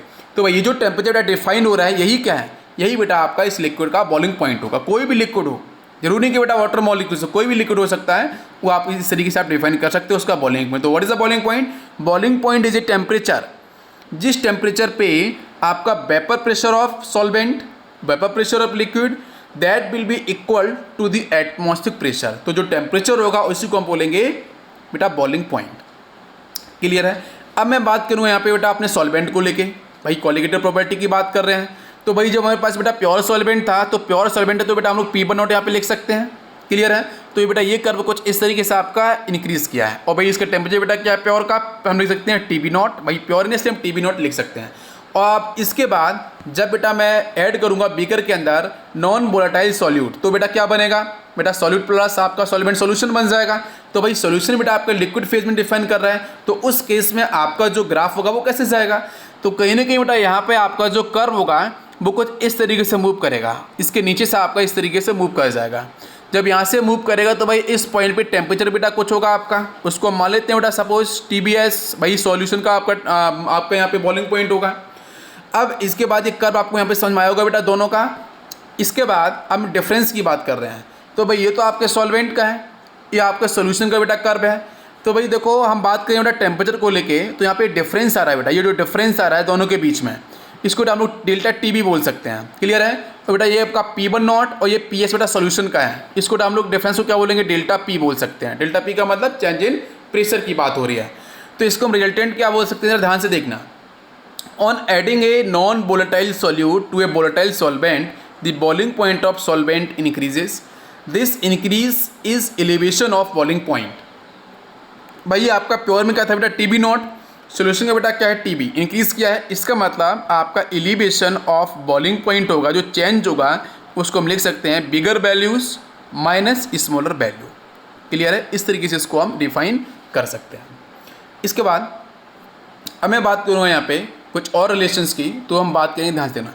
The vapour pressure and temperature curve, ये आपका vapour pressure and temperature curve है बच्चों, of solution is always below the vapour pressure temperature curve for the pure solvent. Clear है, तो मैंने आपको डिस्कस कर ही दिया है। अभी क्वेश्चन क्या है कि आपको मैंने बताया था कि जो प्रेशर है क्या उस पर डिपेंड करता है आपका जो आपका एलिवेशन बॉइलिंग पॉइंट है, बिल्कुल डिपेंड कर रहा है। देखो आप, तो डेल्टा जो TB है, yes is it delta TB, right, depend करेगा डेल्टा P पे, तो आपका डायरेक्टली पूछने बेटा क्या होगा आपका डेल्टा P। अब इसके बाद में बात करूँ बेटा यहाँ पे मोलैलिटी मैंने क्यों यूज किया है, भाई कॉन्सेंट्रेशन टर्म मैंने मोलैलिटी यूज क्यों किया है, मोलैलिटी यूज क्यों नहीं किया, मोल फ्रैक्शन यूज क्यों नहीं किया, क्योंकि बेटा मोलैलिटी होती है टेम्परेचर इंडिपेंडेंट। जब ये टेम्परेचर इन, अब क्वेश्चन क्या है, अगर मैं टेम्परेचर डिपेंडेंट अगर मैं यहाँ पे कॉन्सेंट्रेशन टर्म ले लेता डेल्टा TB के रिस्पेक्ट में, तो उस केस में दिक्कत हो जाती। दिक्कत क्या होती है वो मैं बताता हूँ आपको। दिक्कत कुछ ये हो जाती है कि भाई टेम्परेचर को इंक्रीज या डिक्रीज करने पे आपका जो बेटा कॉन्सेंट्रेशन टर्म है उसकी वैल्यू भी इंक्रीज और डिक्रीज कर जाती, तो उसकी वैल्यू बेटा कॉन्सेंट्रेशन टर्म की वैल्यू ना इंक्रीज करे ना डिक्रीज करे, इसकी वजह से बेटा ऐसे कॉन्सेंट्रेशन टर्म को लेंगे जो सॉल्यूट को भी डिफाइन करे और कॉन्सेंट्रेशन टर्म को भी डिफाइन करे, जो है बेटा आपकी मोलैलिटी। तो इसलिए मैंने यहाँ पे मोलैलिटी यूज किया है। समझ में आया आपको क्यों मैंने मोलैलिटी यूज किया है।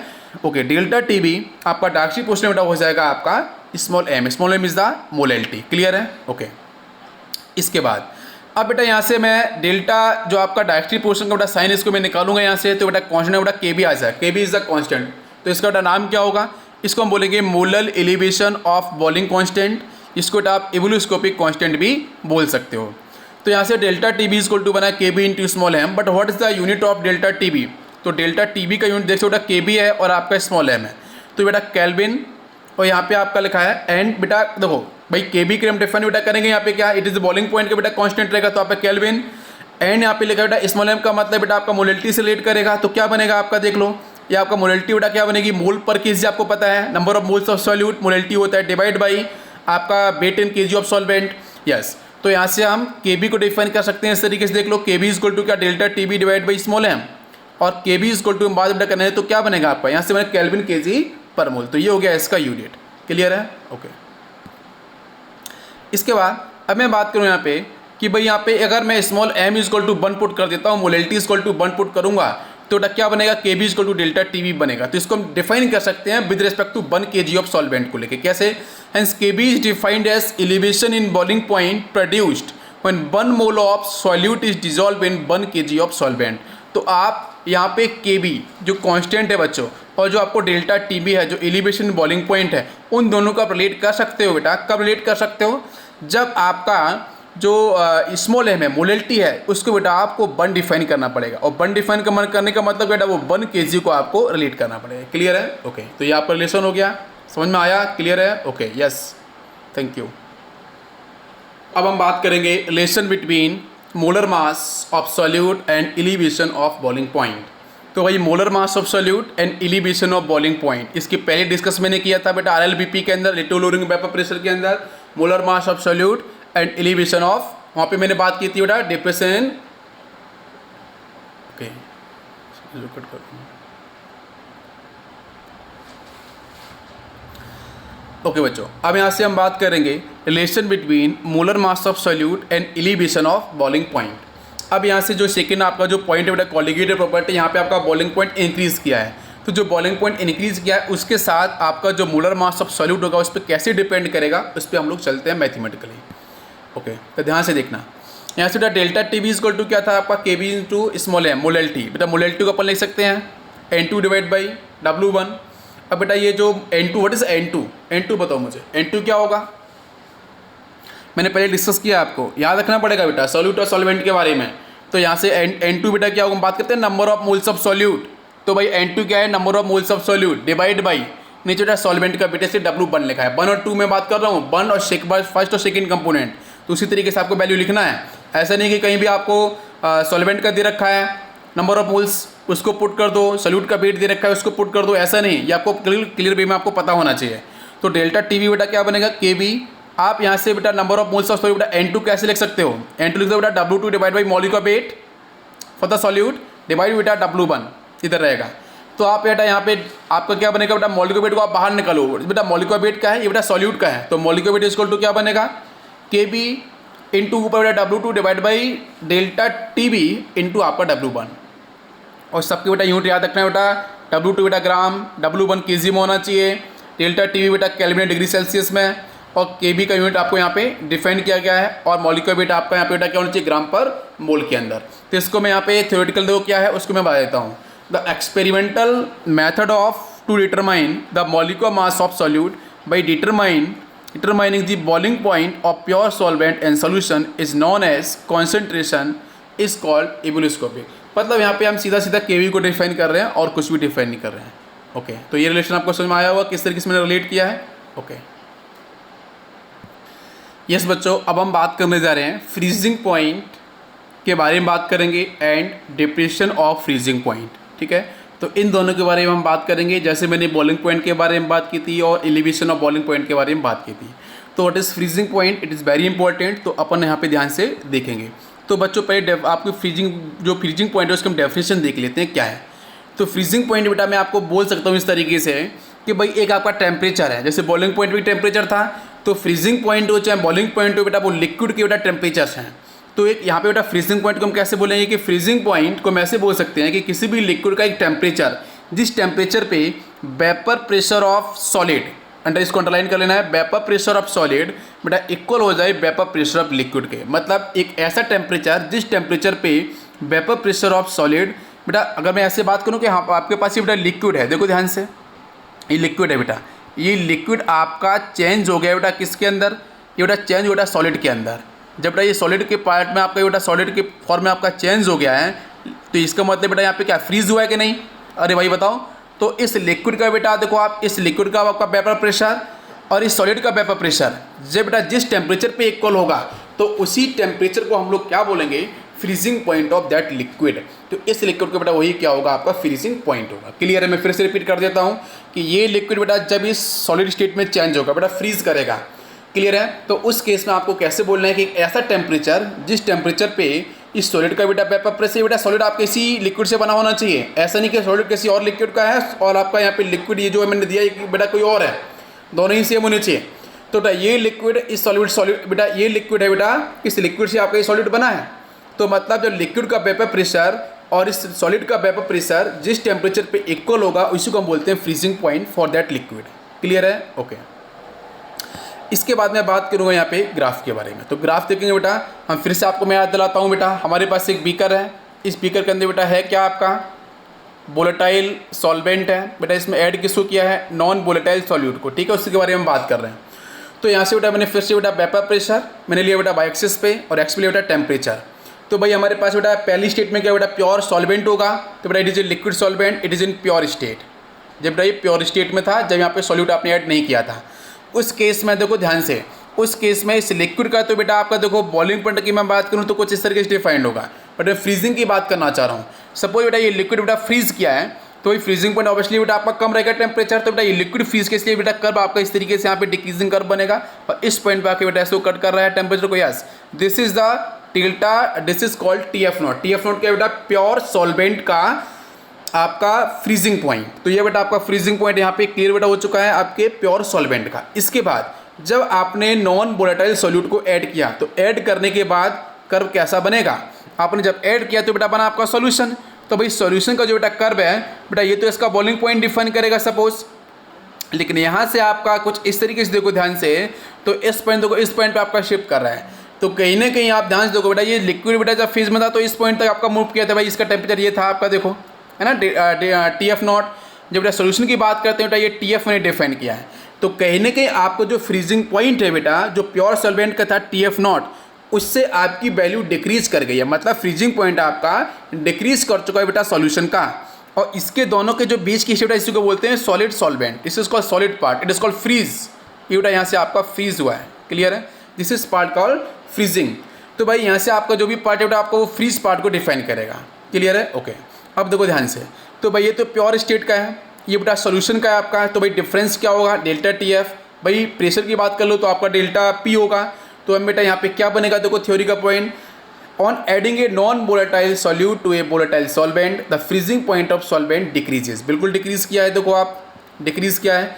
तो this decreasing in depression of freezing point. तो डेल्टा TF क्या बनेगा बच्चों, बिगर वैल्यूज कौन सी है बेटा, प्योर स्टेट की, डेल्टा आपका है TF0, तो TF0 माइनस TF। तो TF0 माइनस TF क्या होगा, ये होगा आपका depression of freezing point, depression of freezing point, clear है, ओके। इसके बाद में बात करूँ रिलेशन के बारे में, तो उसको देखेंगे, दी vapour pressure temperature curve of solution. Solution के बेटा vapour pressure temperature curve is always below, okay, किससे बेटा, vapour pressure temperature curve of pure solvent, already मैंने आपको बता दिया। नेक्स्ट, दस interaction of vapour pressure curve of solution and solid solvent occurs at a point lower than TF0। तो यहाँ से आप देख सकते हो कि बेटा जो सॉलिड सॉल्वेंट आपका ये था, इसका कर्व तो बेटा आपका बिल्कुल नीचे शिफ्ट हुआ है। तो किसका मतलब क्या है कि यहाँ पे हम बात कर रहे हैं बेटा इंट्रैक्शन को लेकर, the interaction of vapour pressure curve of solution and solid solvent occurs at a point lower than TF0। तो वो भी आपका TF0 से बेटा काफ़ी कम आपका नीचे पॉइंट पे शिफ्ट हुआ है। तो आप बोल सकते हो कि जो आपको जो डेल्टा TF है, डेल्टा TF बेटा, डेल्टा TF क्या होगा, डेल्टा TF हम बात कर सकते हैं directly proportional to delta P, जो चेंज इन आपका प्रेशर हुआ है। अब मैं बात करूंगा डिप्रेशन ऑफ फ्रीजिंग पॉइंट। तो पहले मैंने बात किया आपसे कि भाई आपका जो फ्रीजिंग पॉइंट है वो किस तरीके से आपका डिक्रीज हुआ है फर्स्ट पॉइंट में। अब हम बात करेंगे depression of freezing point and it's relation with molar mass of solute, clear है, ओके। तो चलते हैं इस पॉइंट पे। तो पॉइंट बेटा कुछ ऐसा है, मैं यहाँ पे बेटा फिर से मोलैलिटी के बारे में बोलने वाला हूँ। क्यों, क्योंकि फिर से मोलैलिटी क्यों लेने वाले हैं, क्योंकि बेटा यहाँ पे है by thermodynamic consideration and experiments for a dilute solution delta TF directly proportional to small m। यहाँ पे स्मॉल m क्यों लिया है, क्योंकि स्मॉल m टेम्परेचर इंडिपेंडेंट होता है, इसकी वजह से यहाँ पे लिया है, इसलिए मैंने बोला है थर्मोडायनेमिक कंसिडरेशन, ओके। तो भाई यहाँ से बेटा साइन निकालेंगे प्रोपोर्शनल का, तो क्या आएगा KF into small m। What is KF बेटा होगा आपका molar depression in freezing point, constant बोल सकते हो, या फिर क्रायोस्कोपिक कांस्टेंट, या फिर फ्रीजिंग पॉइंट डिप्रेशन कांस्टेंट। तो ये आपको याद रखने पड़ेंगे, एक दो बार आप देखोगे तो आपको याद हो जाएगा। तो आपका यहाँ से आप बेटा यहाँ पे यूनिट देख लो, डेल्टा TF बेटा केल्विन, स्मॉल m बेटा, स्मॉल m देखोगे तो क्या है मोल पर केजी, बिल्कुल सही बेटा आपका मोलैलिटी है। और KF बेटा क्या होगा, ये आप देख सकते हो केल्विन केजी पर मोल। तो ये आपके हो गए यहाँ पे यूनिट्स। इसके बाद मैं बात करूँगा यहाँ पे नेक्स्ट, इसको डिफाइन करूँगा बेटा KF एंड डेल्टा TF को। तो भाई स्मॉल m इक्वल टू बेटा आप 1 ले लो मोलैलिटी को, तो भाई 1 kg के लिए डिफाइंड हो जाएगा बेटा, 1 kg सॉल्वेंट के लिए क्या होगा, देखो hence KF is defined as depression in freezing point produced when 1 mole of solute is dissolve in 1 kg of solvent. तो ये आपका ये डिफाइन हो गया जब स्मॉल m इक्वल टू 1 होगा, मोलैलिटी वैल्यू आपकी 1 हो जाएगी। बात करूँगा यहाँ पे molar mass of solute and depression of freezing point को लेके। तो क्या होता है देखना ध्यान से, डेल्टा TF इक्वल टू बेटा KF इंटू स्मॉल m था, बेटा स्मॉल m आपका क्या होगा N2 डिवाइड बाई W1। बेटा N2 क्या है, N2 बेटा number of moles of solute, W1 क्या है बेटा weight of solvent in kg। उसको सिर्फ आप मॉडिफाइड करो बेटा, तो यहाँ से रिलेशन आपका बनेगा बेटा मॉलिक्यूलर वेट आप निकाल सकते हो सॉल्यूट का, तो molecular weight of solute equal to बनेगा KF, और इधर बेटा रहेगा आपका W2 divide by TF delta TF into आपका W1। तो देख सकते हो थ्योरी क्या है, experimental method is determine that molecular mass of solute by determining the freezing point of pure solvent and solution is known as concentration is called cryoscopy. इसमें आपका मौलिक वेट W2 बेटा इसका यूनिट क्या है, ग्राम पर मोल, बिल्कुल सही। W2 बेटा ग्राम में रहेगा। सॉल्वेंट बेटा केजी में रहेगा। Delta TF kelvin degree Celsius, और KF आपका बने केल्विन केजी पर मोल, या फिर डिग्री सेल्सियस केजी पर मोल, या फिर आप इसको इस तरीके से भी डिफाइन कर सकते हो, मोलैलिटी के टर्म में डिफाइन कर सकते हो। ओके, अब हम बात करेंगे osmosis and osmotic pressure and reverse osmosis, very important. तो पहला point osmosis, next one is osmotic pressure, next is reverse osmosis. Osmosis के साथ बेटा मैं एक पॉइंट और डिस्कस करूंगा, डिफ्यूजन। ठीक है, मैं डिस्कस करूंगा आपको डिफ्यूजन कि एक्चुअली में डिफ्यूजन क्या है, ऑस्मोसिस क्या है, दोनों चीज़ को हम डिस्कस करेंगे। फिर हम osmotic pressure, next is reverse osmosis.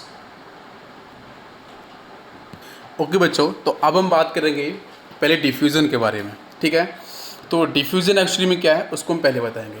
तो डिफ्यूज़न की पहले मैं आपको एक सिंपल सा टर्म बता रहा हूँ, उसको ज़रा ध्यान से देखना। बच्चों मैंने यहाँ पे एक बीकर लिया हुआ है।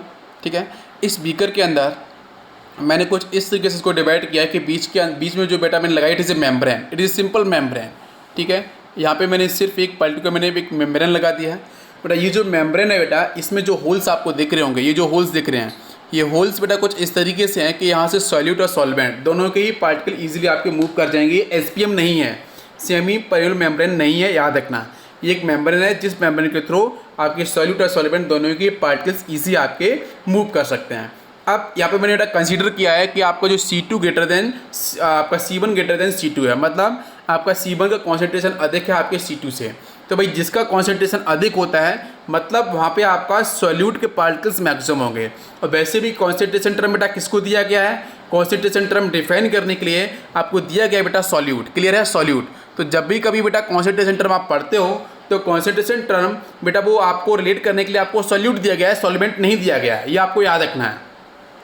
तो भाई यहाँ से बेटा जहाँ पे C2 वैल्यू अधिक है बेटा C1 से, भाई जहाँ पे कॉन्सेंट्रेशन अधिक है मतलब बेटा वहाँ पे आपका, अगर आप ऐसे बोलो कि बेटा इस फर्स्ट साइड में ये फर्स्ट है, ये आपका सेकंड है, तो फर्स्ट अगर बेटा आपको जो भी सोल्यूशन है वहाँ बेटा C1 अधिक है, मतलब वहाँ बेटा आपका सॉल्यूट के पार्टिकल्स अधिक हैं। और भाई जो आपका सेकेंड बेटा आपको जो सोल्यूशन है इस साइड में, भाई यहाँ पे आपका C2 है बेटा, इसका कॉन्सेंट्रेशन तो ये बेटा कम है, मतलब कहीं ना कहीं यहाँ पे आपका सॉल्वेंट बेटा आपका सॉल्वेंट के मोल्स अधिक होंगे एज कम्पेयर टू सॉल्यूट। तो मैं फिर से रिपीट कर देता हूँ, इन द फर्स्ट साइड आपका सॉल्यूट पार्टिकल्स मैक्सिमम होंगे और सेकंड साइड में बात करूं तो आपका सॉल्वेंट मैक्सिमम होगा। तो इसकी डेफिनेशन क्या बनती है उसको जरा ध्यान से देखना। तो डेफिनेशन बेटा है net movement of any substance. Any substance का मतलब सॉल्यूट भी हो सकता है, सॉल्वेंट भी हो सकता है, दोनों में से कोई भी हो, कोई दिक्कत नहीं। मतलब net movement of any substance from the region of their higher concentration to lower concentration. मतलब हायर कॉन्सेंट्रेशन बेटा क्या है C2, लोअर कॉन्सेंट्रेशन क्या है आपका है C2 लोअर कॉन्सेंट्रेशन है, C1 आपका हायर कॉन्सेंट्रेशन है। तो इसमें आपका मूवमेंट बेटा कहाँ से होगा सब्सटेंस का, कोई भी सब्सटेंस का, from the higher concentration to lower concentration. तो अब बेटा ठीक है ये मूवमेंट हो रहा है, ये मूवमेंट कब तक होगा, ये मूवमेंट तब तक होगा जब तक until concentration is same on the both side, जब तक दोनों साइड आपका कॉन्सेंट्रेशन बेटा दोनों रीजन में कॉन्सेंट्रेशन आपका इक्वल ना हो जाए। बेटा कॉन्सेंट्रेशन बेटा सॉल्यूट टर्म, मतलब दोनों साइड आपके जब तक सॉल्यूट इक्वल नहीं हो जाएंगे तब तक आपका मूवमेंट होता रहेगा। और जैसे बेटा आपके सॉल्यूट का कॉन्सेंट्रेशन इक्वल होगा तो उस केस में बेटा सॉल्यूट के पार्टिकल्स जैसे इक्वल होंगे, मोल्स जैसे इक्वल होंगे, वैसे ही हम डिफाइन करेंगे कि बेटा डिफ्यूजन आपका स्टॉप हो चुका है। तो डिफ्यूजन कब तक होगा, ये जब तक होगा जब तक कॉन्सेंट्रेशन आपके सेम ना हो जाए दोनों साइड में। मैं फिर से रिपीट करता हूँ, डेफिनेशन आप लिख सकते हो, लिख लो जल्दी से। Net movement of any substance from, substance बेटा सॉल्यूट भी हो सकता है, सॉल्वेंट भी हो सकता है, दोनों का मूवमेंट होता है बेटा आपके डिफ्यूजन के अंदर, from the region of their higher concentration to lower concentration until concentration is same on both side. ये हो गया आपका डिफ्यूजन। आई थिंक आपको ये क्लियर हो गया होगा। क्लियर है बच्चों? ओके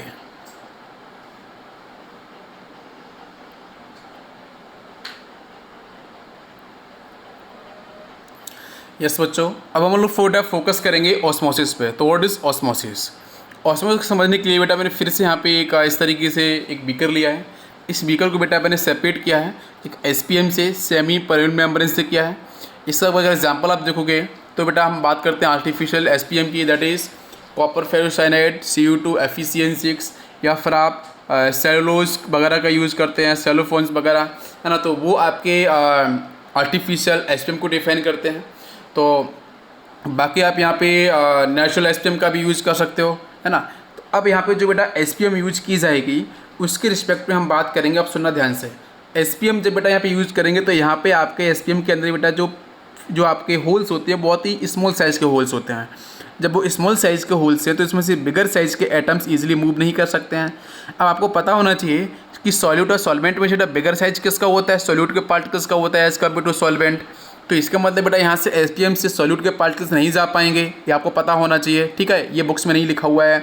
तो भाई सॉल्यूट के पार्टिकल्स आपके यहाँ पे बिगर साइज़ के होंगे, तो भाई सॉल्यूट के पार्टिकल्स तो बेटा मूव नहीं कर पाएंगे, तो ये तो आपका कैंसिल हो जाएगा। तो इसे बेटा मूवमेंट सिर्फ किसका होगा, सॉल्वेंट पार्टिकल्स का मूवमेंट होगा। तो भाई सॉल्वेंट पार्टिकल्स को मैंने ये देखो डिफाइन किया है, तो सिर्फ और सिर्फ यहाँ पे मूवमेंट किसका होगा, सॉल्वेंट पार्टिकल्स का। पहले तो ये क्लियर कर लो। अब देखो ध्यान से कि भाई इसमें ये बेटा फर्स्ट आपका यहाँ पे बेटा हो गया आपका पोर्शन, ये आपका सेकेंड आपका पार्ट हो गया है। तो मैंने बेटा एज्यूम किया है कि C1 ग्रेटर देन C2। भाई C1 बेटा क्या है, कॉन्सेंट्रेशन। ये बेटा अगर कॉन्सेंट्रेशन बेटा मैक्सिमम है तो कहीं ना कहीं number of solute particles maximum है। तो फर्स्ट साइड के अंदर देखो बेटा number of solute particles maximum हो गए, मतलब ये हायर कॉन्सेंट्रेशन हम बात कर सकते हैं।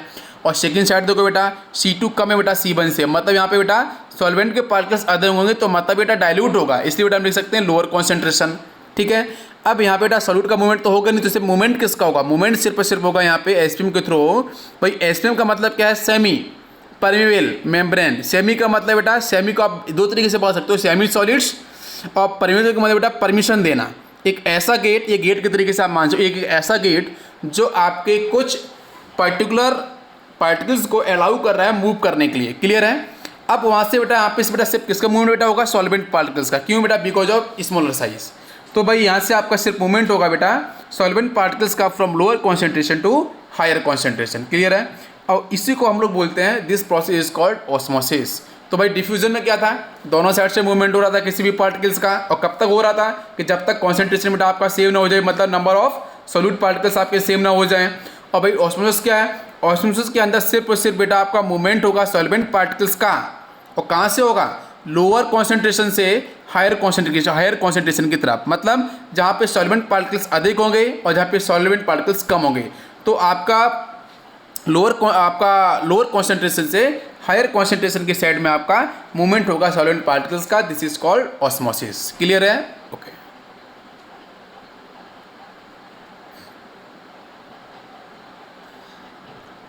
बच्चों, हम लोग बात करेंगे SPM। फिर से यहाँ पे थ्योरी वाला पॉइंट देख लेते हैं।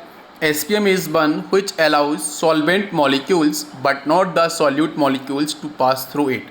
But reason is very important बेटा, क्यों, क्योंकि SPM में जो बेटा होल्स होते हैं वो इतने स्मॉल होल्स होते हैं जो सिर्फ और सिर्फ सॉल्वेंट पार्टिकल्स को ही मूव करने के लिए अलाउ करते हैं, क्लियर है। एग्जांपल्स आप देख लो बेटा SPM के, कॉपर फेरोसाइड मैंने बताया था, सेलुलोज नाइट्रेट, एनिमल ब्लैडर्स, ठीक है। ये कुछ कॉमन एग्जाम्पल्स हैं जो आपको याद रखने हैं। इसके बाद मैं अब बात करूँगा यहाँ पे ऑस्मोसिस प्रोसेस को। तो देख लो आप यहाँ पे डायग्राम के थ्रू देख सकते हो बेटा। यहाँ पे मैंने इस बीकर को मैंने दो पार्ट में डिवाइड किया है। ये आपका फर्स्ट पार्ट हो गया है, ये आपका सेकंड पार्ट हो गया है, ठीक है। बीच में बेटा मैंने यूज किया SPM, सेमी परमेबल मेम्ब्रेन। और एक साइड बेटा इधर बेटा कॉन्सेंट्रेशन बेटा लोअर है, इधर बेटा कॉन्सेंट्रेशन आपका हायर है, क्लियर है। हायर कॉन्सेंट्रेशन का मतलब क्या बेटा, सॉल्यूट पार्टिकल्स आपके मैक्सिमम है बेटा, क्या सॉल्यूट पार्टिकल्स होंगे बेटा वो आपके मैक्सिमम होंगे, ठीक है भाई, मैक्सिमम होंगे। अब यहाँ से बेटा जो मूवमेंट बेटा किधर से किधर होता है, वो आपका लोअर कॉन्सेंट्रेशन से हायर कॉन्सेंट्रेशन की तरफ आपका मूवमेंट होगा। मतलब आपका देखो लोअर कॉन्सेंट्रेशन बेटा इधर है, तो भाई लोअर कॉन्सेंट्रेशन से हायर कॉन्सेंट्रेशन की साइड में आपके सॉल्वेंट पार्टिकल्स का मूवमेंट होगा। तो इसको हम क्या बोलते हैं, ऑस्मोसिस, ठीक है। इसके बाद मैं आपको यहाँ पे दिखा देता हूँ, जरा ध्यान से देख लेना कि भाई ये आपका यहाँ पे हम बात करें बेटा, ये आपका लोअर कॉन्सेंट्रेशन, ये आपका हायर कॉन्सेंट्रेशन बेटा, यहाँ पे इक्विलिब्रियम कंडीशन के बारे में बात की जा रही है। यहाँ से देखो बेटा हाइड्रोस्टैटिक प्रेशर देख लो आप, हाइड्रोस्टैटिक प्रेशर के बारे में बात करेंगे हम कि जब बेटा प्रेशर अप्लाई करो, एक्सटर्नल प्रेशर किसी भी बीकर के अंदर, तो भाई उसमें आपका H हाइट तक अगर आपका वाटर बेटा आपका इंक्रीज़ करता है, उसकी हाइट बेटा इंक्रीज़ कर जाती है, तो बेटा वहाँ से हम बात करते हैं ऑस्मोटिक प्रेशर के बारे में बात करेंगे। तो पहले बेटा हाइड्रोस्टैटिक प्रेशर, तो भाई वाटर मॉलिक्यूल्स का बेटा मूवमेंट सिर्फ किधर से होगा बेटा, from the lower concentration to higher concentration. बीच में बेटा मैंने SPM लगाई हुई है। अब यहाँ से लगा बेटा हायर प्रेशर, ऑब्वियसली बेटा यहाँ पे हायर प्रेशर रहेगा, तो इसलिए आपका इजीली मूवमेंट होगा सॉल्वेंट पार्टिकल्स का from lower concentration to higher concentration. Next point बात करेंगे बेटा हम ऑस्मोसिस की। तो ऑस्मोसिस में मैं बात करूँगा ऑस्मोसिस बेटा कैसा प्रोसेस है, स्पॉन्टेनियस है या नॉन स्पॉन्टेनियस है। तो भाई ऑस्मोसिस बेटा कैसा है, इट इज़ ए लिखा है the spontaneous and unidirectional, yes it is spontaneous and unidirectional flow of solvent molecules through a SPM membrane into solution, or the flow of solvent from a solution of lower concentration to the solution of higher concentration through the SPM is called osmosis। ठीक है, ये मैंने आपको discuss already किया हुआ है। इसके बाद मैं बेटा देखूंगा ऑस्मोटिक प्रेशर। तो ऑस्मोटिक प्रेशर को आप समझ लो बेटा बहुत क्लियर तरीके से। इसके अंदर बेटा मैंने एक बीकर लिया बेटा, इसको मैंने दो पार्ट में डिवाइड किया, ये आपका फर्स्ट पार्ट है, ये आपका सेकेंड पार्ट है।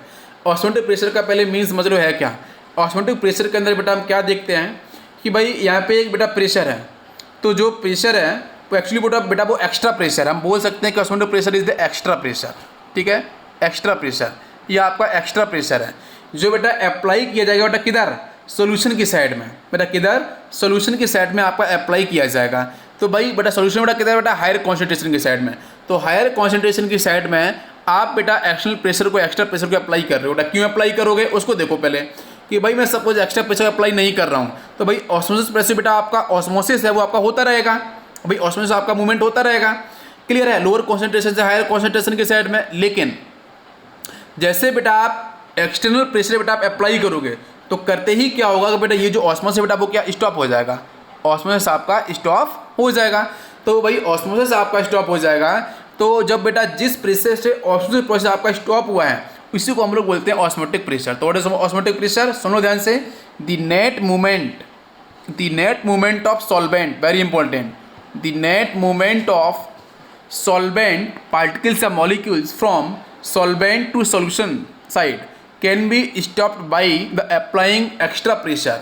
ठीक है, over the solution side जहाँ बेटा हायर कॉन्सेंट्रेशन है, over the solution side उसी को बेटा हम लोग बोलते हैं osmotic pressure and it is represented by pi, इससे हम करते हैं इसको रिप्रेजेंट। तो ये हो गया आपका ऑस्मोटिक प्रेशर। इसके बाद मैं यहाँ पे आपको थ्योरी का पार्ट बता देता हूँ। The axis of pressure on the side of solution that stop the net flow of solvent into the solution through the SPM is called osmotic pressure। और इसमें आपको याद रखना equilibrium is reached when the hydrostatic pressure is equal to osmotic pressure.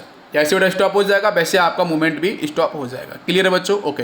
क्योंकि आपका lower concentration की side से बेटा क्या लग रहा था, हाइड्रोस्टैटिक प्रेशर लग रहा था, और भाई इधर से बेटा उतनी ही वैल्यू बेटा मैंने क्या लगा दी, एक्सटर्नल प्रेशर की लगा दी। तो भाई जैसे प्रेशर बेटा इक्वल हो गए तो कहीं ना कहीं आपका मूवमेंट आपका स्टॉप हो जाएगा भाई सॉल्वेंट पार्टिकल्स का।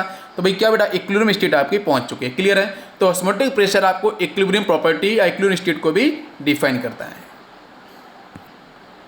इसके बाद मैं बात करूँगा यहाँ पे आपके रिलेशन की। तो osmotic pressure is not the pressure produced by solution, it exist only when a solution is separated from a solvent by SPM। तो osmotic pressure is considered due to bombardment of solute particles on SPM। तो बेटा pi directly proportional होगा number of solute particles, और यहाँ पे आपका जो पाई होगा बेटा वो डिपेंड करेगा concentration of solute at constant temperature पे। ये भी आपको लेसन याद रखना है।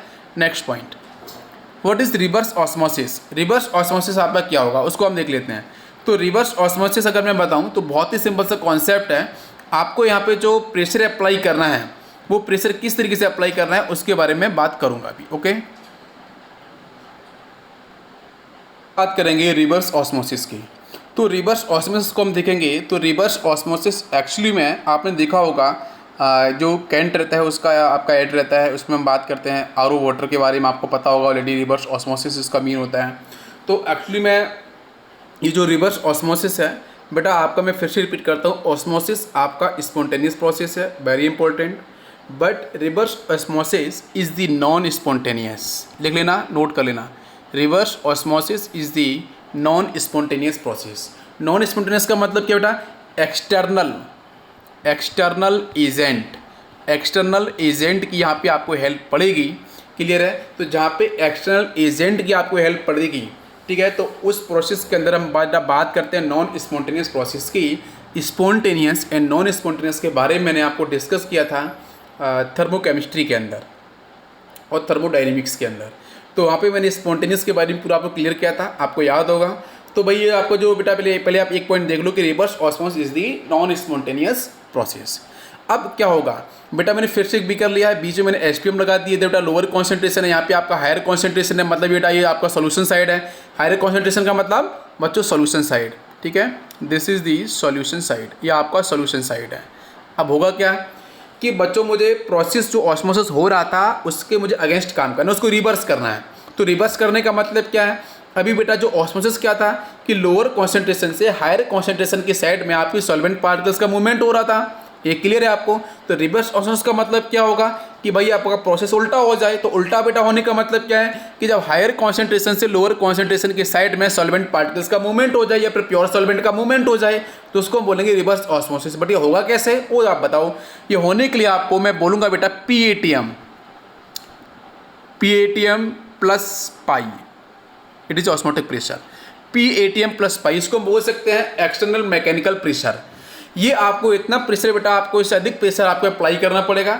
जब अप्लाई करोगे तो बेटा आपका ऑस्मोसिस तो स्टॉप हो ही जाएगा, लेकिन ऑस्मोसिस बेटा एक पहुंचेगी इक्विलिब्रियम स्टेट। अब इक्विलिब्रियम बेटा कब पहुंचेगी, जब आपका जो P एक्शनल था, मतलब P एक्शनल की मैं बात ही नहीं कर रहा हूँ, मैं इसलिए बात करूँगा ऑस्मोटिक प्रेशर की। तो ऑस्मोटिक प्रेशर लगाने में इक्विलिब्रियम कंडीशन आपको मिली थी, लेकिन जब आप एक्स्ट्रा प्रेशर लगा देते हो तो उस समय बेटा जो आपका मूवमेंट होगा वो आपका हायर कॉन्सेंट्रेशन से लोअर कॉन्सेंट्रेशन की साइड में आपके सॉल्वेंट पार्टिकल्स का होने लगेगा। क्लियर है? ओके।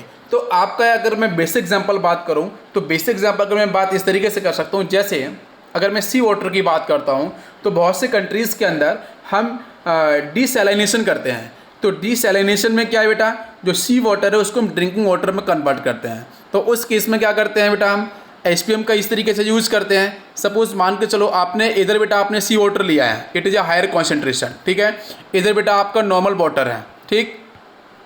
आपने बेटा सी वाटर की साइड में बेटा हमने क्या किया बेटा, एक्सटर्नल मैकेनिकल प्रेशर, हालांकि आप यहाँ बेटा यूज़ करते हैं इलेक्ट्रिकल एनर्जी का, आपने इलेक्ट्रिकल एनर्जी का यूज किया तो वही इलेक्ट्रिकल एनर्जी बेटा कन्वर्ट किस में होगी बेटा, एक्सटर्नल मैकेनिकल वर्क के अंदर, प्रेशर के अंदर। तो बेटा वो आपकी कन्वर्ट हो गई है, तो वही बेटा क्या करेगा, जो आपका सी वाटर के अंदर जो बेटा आपका वाटर मॉलिक्यूल बेटा आपका प्योर सॉल्वेंट की स्टेट में है, तो बेटा सिर्फ और सिर्फ सॉल्वेंट पार्टिकल्स का ही मूवमेंट करेगा from the SPM, because SPM सिर्फ अलाउ करता है सॉल्वेंट को, सॉल्यूट को नहीं करता है। तो इजीली बेटा आप higher concentration to lower concentration के साइड में मूवमेंट करा सकते हो सॉल्वेंट पार्टिकल्स का। इसका बेसिक एग्जांपल है आपका डीसैलिनेशन। डीसैलिनेशन मतलब सी वाटर से ड्रिंकिंग वाटर में कन्वर्ट करना। क्लियर है? ओके। इसके बाद आप यहाँ डेफिनेशन देख सकते हो, when the external mechanical pressure is applied on the solution the solvent moves from higher concentration to lower concentration, that is called reverse osmosis. Clear है बच्चों? Okay. Osmosis and reverse osmosis के, ठीक है। इसके बाद अब मैं बात करूंगा बेटा टाइप्स ऑफ सॉल्यूशंस पे। तो फर्स्ट है बेटा आपका हाइपरटोनिक, हाइपोटोनिक एंड आइसोटोनिक, ठीक है। इसके बारे में बात करूंगा। तो फर्स्ट है बेटा आपका हाइपरटोनिक सॉल्यूशन। तो what is the mean of hypertonic solution, उसको हम देख लेंगे। बेटा हाइपरटोनिक का अगर मैं बात करूँ तो इसका मतलब बेटा क्या होता है, अगर मैं एक लाइन बोलूँ तो मोर ऑस्मोटिक प्रेशर। हाइपर का मतलब बेटा क्या होगा, it is more osmotic pressure, इसको डिफाइन कर रहा है। यस। तो देखेंगे बेटा ध्यान से यहाँ पे, a solution having osmotic pressure higher than that of another solution is said to be hypertonic solution with that solution. मतलब सीधा सा है कि आपके पास दो सॉल्यूशन होंगे, दोनों में से आपको जिसके रिस्पेक्ट में बात करनी है तो वहाँ पे हम सीधा किसके बारे में बात करते हैं कि बेटा एक सॉल्यूशन आपका जिसका ऑस्मोटिक प्रेशर हायर होगा। हायर होने का मतलब क्या है, कंडीशन देख लो। जो आपका बेटा फर्स्ट आपका सॉल्यूशन π1 है तो बेटा π1 greater than π2, this is called hypertonic solution. जहाँ पे आप देख सकते हो एक बेटा मैंने यहाँ पे एग्जांपल लिया है, a 0.1 capital M urea solution is hypertonic with 0.05 capital M sucrose solution. तो भाई देखो कॉन्सेंट्रेशन बेटा बिगर किसका बेटा, यूरिया सॉल्यूशन का। यस डेफिनेटली बेटा बिगर है, तो बेटा इसका बिगर आपका कॉन्सेंट्रेशन है तो ऑब्वियसली बेटा आपका पाई भी आपका बिगर होगा। तो कहीं ना कहीं आपका π1 ग्रेटर देन π2 हो रहा है, 0.1 से बेटा 0.1 आपका बिगर है, 0.05 से 0.1 आपका बिगर है। तो आप यहाँ देख लो, ये आपका इस तरीके से लिखा है कि भाई ये जो आपका सोल्यूशन बेटा यहाँ पे बात की जा रही है, ये एक्चुअली में क्या बेटा, ये तो आपका यूरिया के बारे में बात की जा रही है, ठीक है।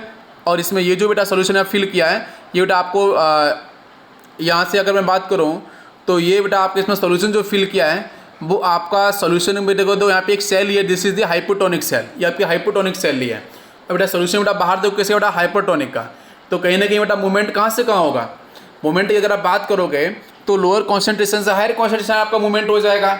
और जब मूवमेंट होगा तो उस केस में बेटा जो सेल है बेटा वो आपकी श्रिंक कर जाएगी। क्लियर है? सेल आपकी श्रिंक करेगी। ये बेटा हो गया आपका हाइपरटोनिक सॉल्यूशन। नेक्स्ट हम बात करेंगे इसमें आपका देखो बताया भी गया है कि किस तरीके से काम हो रहा है बच्चों। यहाँ पे दो पार्ट होता है, एक्सो और एंडो। तो भाई यहाँ से आपका ये जो सेल है बेटा, ये हाइपोटोनिक सेल है बेटा, यहाँ से आपका सॉल्वेंट पार्टिकल थोड़ा बाहर मूव कर जाएगा। अरे भाई लोअर कॉन्सेंट्रेशन हायर कॉन्सेंट्रेशन के साइड में इसको बोलते हैं एक्सो ऑस्मोसिस। एक्सो का मतलब एग्जिट, कहीं ना कहीं सॉल्वेंट पार्टिकल्स आपके बाहर मूव किए हैं। नेक्स्ट पॉइंट हम बात करेंगे बेटा हाइपोटोनिक। हाइपोटोनिक की बात कर लेते हैं तो हाइपो का मतलब बेटा लेस ऑस्मोटिक प्रेशर। इसका एक्चुअली मीन क्या होगा, लेस ऑस्मोटिक प्रेशर, जिसको आप ऐसे बोल सकते हो कि बेटा जो पाई 1 है it is less than pi 2, pi 1 is less than pi 2। तो इसको आप ऐसे बोल दो यहाँ पे। भाई उसी तरीके से सॉल्यूशन है, बस यहाँ पे क्या है बेटा, बाहर जो बेटा सॉल्यूशन है बेटा उसको बेटा हाइपोटोनिक बोला है। ये जो बेटा सेल है बेटा इसको मैंने हाइपर बोला है। कहीं ना कहीं बेटा यहाँ पे आपका जो कॉन्सेंट्रेशन है वो आपका बिगर मैक्सिमम कॉन्सेंट्रेशन है। तो इसमें ये solution having osmotic pressure lower than that of another solution is said to be hypotonic solution with that solution. तो इसमें अंदर बेटा क्या होगा, बाहर बेटा जो सॉल्यूशन है बेटा उसका बेटा कॉन्सेंट्रेशन कम है, तो बेटा जो आपका ये सेल है बेटा इसका कॉन्सेंट्रेशन अधिक है।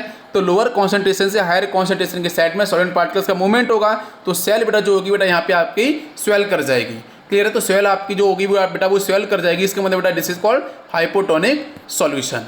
एग्जाम्पल आप देख सकते हो यहाँ पे प्रॉपर कि भाई यहाँ पे क्या हुआ है कि भाई आपका जो लोअर कॉन्सेंट्रेशन और हायर कॉन्सेंट्रेशन साइड में ये आपका बेटा सॉल्वेंट पार्टिकल्स का मूवमेंट हुआ है। क्लियर है? This is called Indo osmosis. ये हो गया आपका Indo osmosis. Next one is isotonic. Isotonic की बात करते हैं बेटा तो इसका मतलब सेम ऑस्मोटिक प्रेशर। आइसोटोनिक का मतलब क्या है, सेम ऑस्मोटिक प्रेशर। यहाँ पे बात करते हैं बेटा pi 1 is equal to pi 2, two different solution का बेटा दोनों का कॉन्सेंट्रेशन इक्वल हो जाए। मतलब आप देख सकते हो बेटा ये भी 0.05 है बेटा, नीचे भी आपका 0.05 है, दोनों कॉन्सेंट्रेशन सेम है। तो बेटा मूवमेंट ऑफ सॉल्वेंट पार्टिकल्स आपका बेटा किधर भी नहीं, नहीं इंडो नहीं आपका एक्सो। तो दिस इज कॉल्ड आइसोटोनिक। तो इसमें कहें isotonic solution there is no movement of solvent in either direction. Clear है? ओके। इसके बाद मैं यहाँ पे आपको थोड़ा सा और रिलेट कर देता हूँ डायरेक्शन के बेस पे। देखो आइसोटोनिक, आइसो का मतलब बेटा इक्वल, ठीक है, तो pi 1 is equal to pi 2। Next में हाइपो का मतलब बेटा अंडर, मतलब pi 1 is less than pi 2। Next में हाइपर का मतलब बेटा ओवर, तो आपका पाई 1 ग्रेटर देन पाई 2। ये मैंने आपको ऑलरेडी बताया है। ओके। इसके बाद मैं बात करूँगा यहाँ पे law of osmotic pressure and want of generation solution equation, इसके बारे में बात करूँगा आपसे। ओके। तो नेक्स्ट बेटा हम लोग पढ़ेंगे कल। आज के लिखते हैं इतना। Thank you. ओके।